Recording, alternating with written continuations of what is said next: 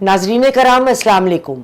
मैं हूं आपकी मेज़बान यास्मीन आफ्ताब अली, चैनल यास्मीन आफ्ताब अली, प्रोग्राम यास्मीन आफ्ताब अली के साथ। नाजरीन कराम, आज का मौजू औरतों के हकूक़ के तनाज़ुर में कि क्या औरतों को मस्जिद जाकर नमाज अदा करने की इजाज़त है या मस्जिद में दाखिल होने की भी इजाज़त है।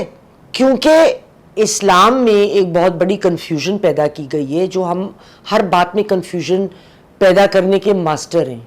हम बात पे हम इत्तेफाक नहीं करेंगे, हर बंदा किसी एक बात पे, हम एक बात के 100 मायने ज़रूर निकाल लेते हैं कि औरत को ये इजाज़त नहीं है।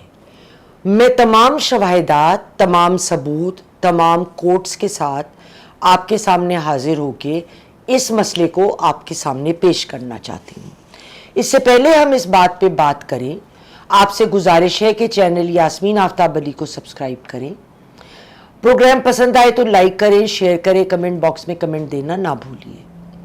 नाज़रीन कराम, ज़्यादातर फतवे जो इस ज़िमन में औरतों के मसाजिद में नमाज पढ़ने से मुताल्लिक़ हैं, वो हनफी ज्यूरिस्ट्स ने दिए हुए हैं कि उनका मस्जिद में तो आना भी गलत है, नमाज तो बहुत बाद की बात है।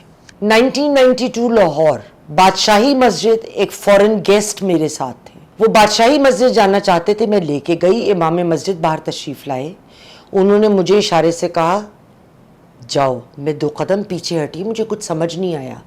उन्होंने इशारा किया सीढ़ियों से भी उतर जाओ, लेकिन उस गोरे को लेके वो मस्जिद का टूर दिलवा कर लाए। इस हरकत ने मेरे जहन में बहुत सारे सवाल उठाए, लेकिन उस वक्त उम्र कम थी, इतनी मालूमात नहीं थी, रिसर्च नहीं थी। लेकिन आज जब मैंने इस प्रोग्राम में बात करने का सोचा तो मुझे वो बात याद आई।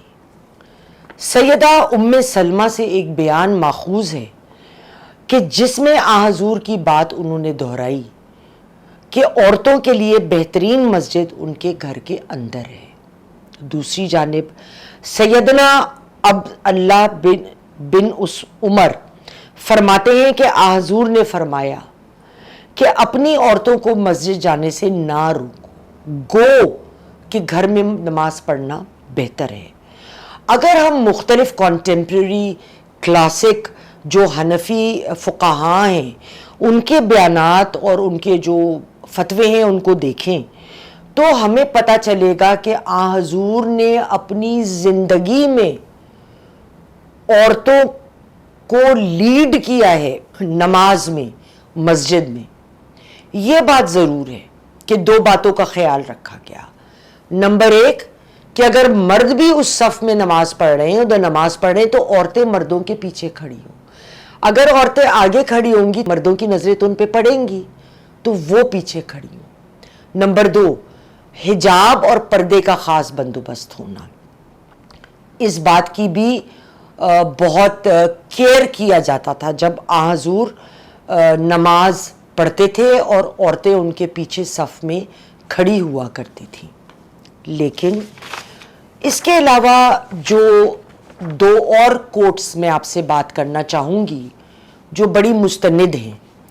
अल बुखारी और मुस्लिम में लिखा है, allow the women to attend मस्जिद एट नाइट। यानी इब्ने हाजिर फ़तेहुल बुखारी उसमें कहते हैं कि हजूर ने यह बात कही जिसकी तशरीह ऐसी बनती है कि औरतें रात को भी नमाज पढ़ सकती हैं मस्जिद में। 2.67 वर्स का तर्जुमा है। तो अगर रात को भी से मतलब है कि दिन में भी पढ़ सकती हैं, अगर दिन में पढ़ सकती हैं तो रात को भी पढ़ सकती हैं। इसीलिए बहुत सारे हनफी फ़िक़्ह इस बात की इजाज़त देते हैं कि उम्रदार ख़वातीन जाकर नमाज मसाजिद में अदा कर लें, और कुछ फ़िक़्ह ये इजाज़त देते हैं कि वो औरतें जो हैं फ़जर की और मग़रिब की और इशा की नमाज़ें पढ़ सकती हैं मस्जिद में जाकर। एक बात मैं ये भी वाज़िया कर दूँ कि औरतें उस ज़माने में मसाजिद में एतकाफ़ में भी बैठा करती थी। ये क़यास क्यों था, क्यों कहा जाता था कि औरतें जो हैं वो नमाज मस्जिद में ना पढ़ें, जिसका भी क़यास है। तो ये मस्जिद में کہا جاتا تھا کہ جی جب عورتیں گھروں سے نکلیں گی مسجد جائیں گی تو یہ مرد عورتوں کے لیے خطرہ بھی بن سکتے ہیں، اور یہ سوچ کہ عورتیں مسجد نہ جائیں، یہ دو طرف کی سوچیں لوگوں نے جس کو جو پسند آئی اس نے لے لی۔ ایک سیدہ عائشہ کی، وہ اس بات پہ بیس کرتی ہے کہ عورتوں کو حضور نے منع کیا، انہوں نے کہا گھر میں ہی پڑھے نماز، اور دوسری سیدنا عمر کی جو میں نے پہلے عرض کی۔ اس وقت یہ خیال تھا کہ کرپشن بہت ہے، مرد عجیب و غریب ہوتے ہیں، گھر کی عورتیں جائیں گی تو ان کے لیے کوئی مسئلہ نہ درپیش آ جائے، لہٰذا لیکن امام ابن عابدین ان کی ایک بڑی مشہور کتاب ہے رد المحتر، اس میں یہ تفصیل درج ہے کہ اس سوچ کے پیچھے کیا سوچ کارواں تھی۔ اس کے باوجود حضور نے منع جو تھا وہ نہیں کیا اس بات کو۔ چند برس پہلے اسلام آباد جانے کا میرا اتفاق ہوا اور مجھ کو رمادہ ہوٹل میں ٹھہرنا پڑا۔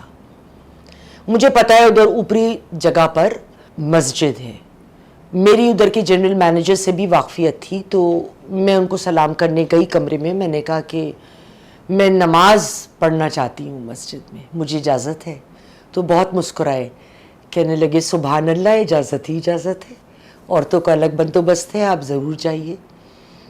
میں پہلے وہاں مولوی صاحب کو ملی، انہوں نے کہا آپ آرام سے نماز پڑھیں، چلمن گرا دی جائے گی، عورتوں کے نماز پڑھنے کی حجاب کا بہترین انتظام۔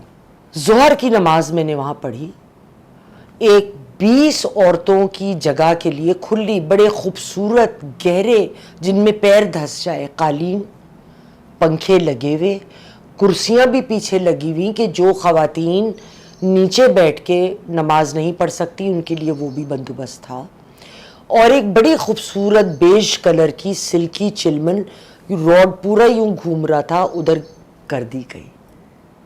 تو باہر مرد تھے، میں ان کو نہیں دیکھ پا سکتی تھی، وہ مجھے نہیں دیکھ پا سکتے تھے، لیکن میں نے جماعت کے ساتھ نماز پڑھی۔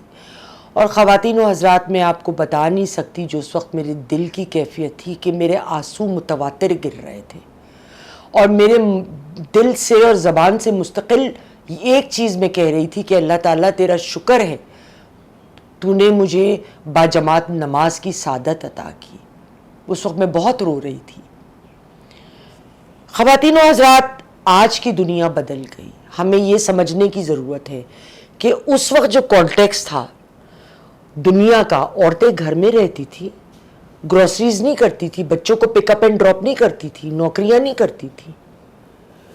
تو اس وقت جو کانٹیکسٹ کا فرق آیا ہے، اور حضور کا جو سیدنا عمر صاحب کا بیان ہے، کیونکہ دیکھیے مذہب ہمیں وہ بات کرتا ہے جو بات نسل در نسل صدی در صدی بھی اپلائی کرتی رہے، اس لیے مجھے ان کی بات زیادہ اپیل کری۔ اگر ہم کہیں کہ کرپشن کی وجہ سے عورت مسجد نہ جائے، تو کرپشن کی وجہ سے اس کے علاوہ مسجد عورت باہر کیوں جا رہی ہے گھر سے بھائی؟ تو وہاں بھی تو پرابلم ہو سکتا ہے۔ تو لہٰذا اب عورتیں مردوں کے شانہ بشانہ جب کام کر رہی ہوتی ہیں، تو حضور صلی اللہ علیہ وسلم کا کہنا کہ اور اپنی عورتوں کو مسجد جانے سے نہ روکو، گو کہ گھر میں نماز بہتر ہے۔ ظاہر ہے گھر کی چار دیواری جو ہمیں تحفظ دیتی ہے وہ تو کوئی اور جگہ نہیں دے سکتی، لیکن منع نہیں ہے، سختی سے کہا گیا انہیں نہ روکو، اور اس لیے کہا گیا کیونکہ اللہ تعالی تو دنیا ختم ہونے تک اور اس کے بعد بھی جتنی یہاں پہ سویلائزیشنز ہوں گی سب کا حال جانتے ہیں۔ اللہ کو تو پتا تھا نا کہ ایک وقت آئے گا کہ عورتیں گھروں سے نکلیں گی، کام بھی کریں گی، جو بھی ڈیولپمنٹس ہوں گی، اللہ سے کیا چیز چھپی ہے؟ تو اللہ نے حضور صلی اللہ علیہ وسلم کی منہ سے وہ جملے کہلائے، وہ آیت نازل کی جو رہتی دنیا تک وہ اپلائی کرے، کیونکہ قرآن تو آخری دم تک کے لیے ہے۔ اس لیے میری عقل اور لاجک اس بات کو قبول کرتی ہے۔ خواتین و حضرات، اگلے پروگرام تک خدا حافظ.